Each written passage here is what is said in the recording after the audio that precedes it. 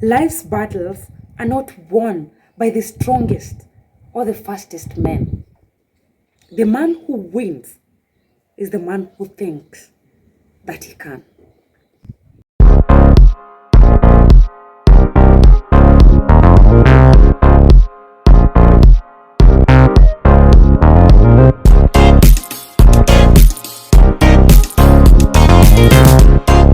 Guys, welcome back to another classic episode of Becoming Better at Humanity. If you're new here, my name is Judith and I use my life lessons to train people to get into their greatness.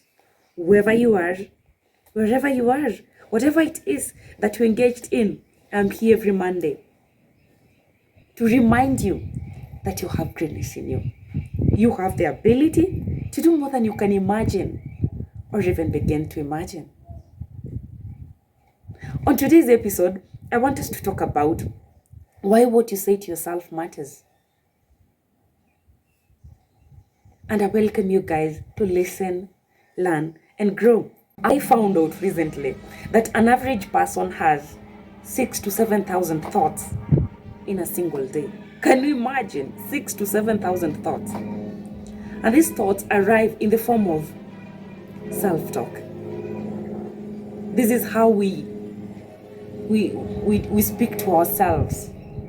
The conversations that we have when we are alone by ourselves, or the steady flow of thoughts the entire time, day and night, whether you are aware of it or not. And guys, these thoughts can be positive or negative. They can be motivating and inspiring, and they can be distressing. I was listening to Steve Harvey. I know you guys know Steve Harvey. Most of you guys know him. And then he was trying to explain this, and I really loved what he was saying. That is why I want to share it with you guys. So Steve was saying that our mind is like a mental factory divided into two halves. There's the positive side and the negative part. And today I want us to look at the negative part of our mind. And then Steve was saying that just like a factory has workers, the negative side of our mind has million workers with a foreman who takes orders from you. And then the positive part still has a million workers and a foreman taking orders from you. The good part is that you are the boss. You are in charge of your life. You are in charge of what you think. We can all agree to that. You are the boss. So what happens? Let's say, for example, you wake up in the morning. You are like, I'm not a morning person. I don't even like this day. I don't see anything good coming out of this day. Let's say, for example, you are going to attend some interview and you're like, do I even need this job? Maybe I'm not even going to get this job. Say, for example, you are added to some job interview, and then you are like, I'm not even sure if I'm going to get this job. I don't even know what I'm going to wear. I don't even know if these people are going to like me. I don't like everything. You start complaining about everything. Negative foreman is there listening, waiting to take orders from you so that he can delegate to the million factory workers to start with it. As you keep complaining and whining, negative foreman says to the million workers, our boss woke on the wrong side of the bed today. Our boss thinks that today is not going to be a great day. Our boss thinks that nothing good is going to come out of this day. Let's get to work. And then negative foreman will delegate these people to these factory workers to start producing, to start manufacturing thoughts that stumbles your day on what you order. You get, guys? And then as you get out of your house, you don't like anything about yourself. You don't like your car. You don't like what you're wearing. You already know that you're not going to get that job. You are so negative about everything. You get? So guys, negative talk can be extremely detrimental and harmful, especially if it prevents us from realizing our true worth and embodying our full potential. Let us think about this other thing. Ever found yourself laying awake at night, dwelling over an insult? Let's say, for example, someone might have said something mean to you in the course of the day, and then you cannot get it out of your head because it coming back, ringing there over and over again, making you feel sad and very unhappy. Or you ever just sat thinking about a past mistake, obsessing over a past mistake, and then you're like, your inner critic is like, how could you?